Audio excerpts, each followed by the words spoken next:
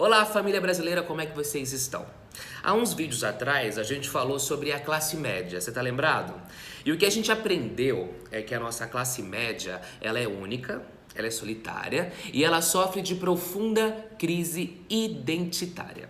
Não se reconhecendo em seus usos e costumes, nem no extremo da sociedade que é muito rico e também nem no extremo da sociedade que é muito pobre. E hoje eu quero navegar novamente com vocês pelas entranhas do mar de lama da classe média brasileira e destrinchar, que rufem os tambores do bom senso, seus privilégios. E para isso, antes de tudo, a gente precisa definir o que é privilégio e destituir o preconceito ao redor dessa palavrinha tão especial, meus amores. Então, o primeiro mito que a gente precisa eliminar é: ser privilegiado não quer dizer que você não tenha problemas ou que você não sofra. Todo mundo sofre, mas nem todo mundo sofre de forma estrutural. Já tem, inclusive, vídeo meu sobre isso aqui no Instagram TV e também no YouTube, tá? Busquem conhecimento. Mas, uma vez, eu vou ter que advogar aqui que essas análises sociais, elas não podem ser individualizadas, tá bom? Ninguém aqui tá falando de você, tá bom? Tá bom. Segundo mito: para de achar que quando alguém aponta um privilégio seu, essa pessoa está te culpabilizando por este privilégio. De novo, meu bombonzinho de falta de noção. Você não é o centro do universo e nem o criador do privilégio. Você é, no máximo, um reprodutor deste discurso. Terceiro, quando apontado o devido privilégio, ninguém está dizendo que você é uma pessoa ruim. E nem está dizendo que você, por ser privilegiado, não merece aquilo que você conquistou. De novo, não é sobre você, é sobre estrutura social. Pois bem, demos uma limada, né, neste ego, a gente conseguiu tirar a gente da equação? Que bom. O que é, portanto, privilégio? O privilégio de determinado grupo social, ele é definido quando este grupo ele goza de uma vantagem naturalizada simplesmente por possuir características que possui. E eu digo vantagem naturalizada porque o privilégio estrutural ele é quase que invisível aos olhos desavisados. Não é qualquer tipo de vantagem aqui que a gente está falando, tá? Eu estou falando de vantagens que são construídas durante séculos de usos e costumes de relações sociais. Para ficar mais fácil, vamos utilizar alguns exemplos práticos para você, tá? Utilizemos algumas relações sociais que existem desde sempre e para sempre. Homem e mulher, branco e negro, e héteros e LGBTQs. Em todas essas relações através da história, existia um desbalanço de poder, né? O branco escravizou o negro, o homem postou-se acima da mulher e o hétero marginalizou a população LGBTQ. Desses desbalanços de poder, edificou-se uma sociedade que, através do tempo e também de suas práticas sociais, naturalizou essas desarmonias. Ou seja, nós, depois de passarmos tanto tempo enquanto sociedade reproduzindo essas diferenças nas relações, a gente começou a acreditar que essas diferenças elas são normais e justas.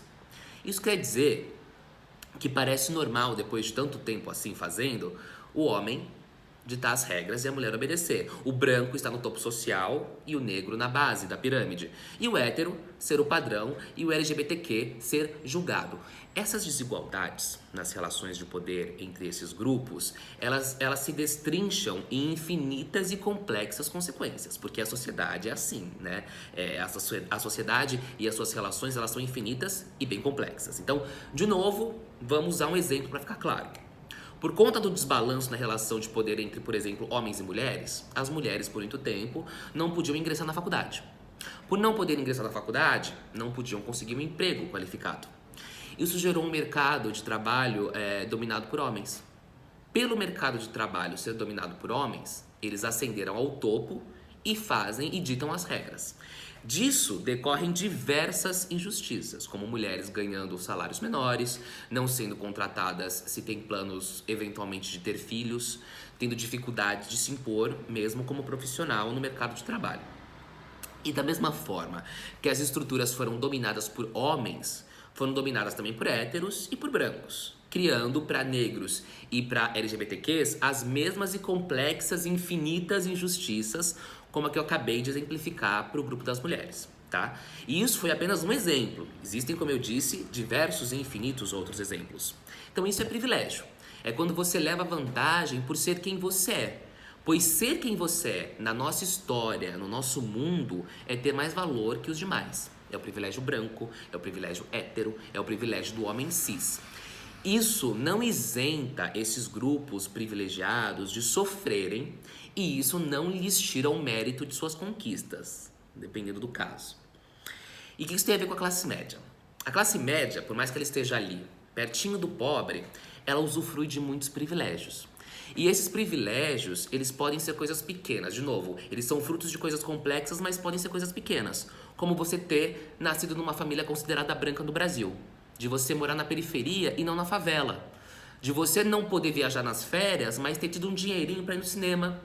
De você, sei lá, ter dinheiro de condução para fazer entrevista de emprego. De você poder comer no McDonald's uma vez por mês, sabe?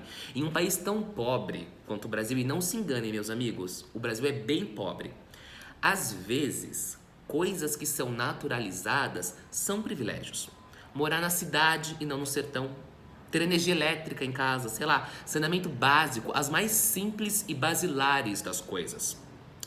Ia ser mais uma contradição, né, pro saco da classe média. Ela tá tão perto do pobre, tão longe do rico, mas tão cheia de privilégios, que só são privilégios em um país que é tão pobre quanto o Brasil.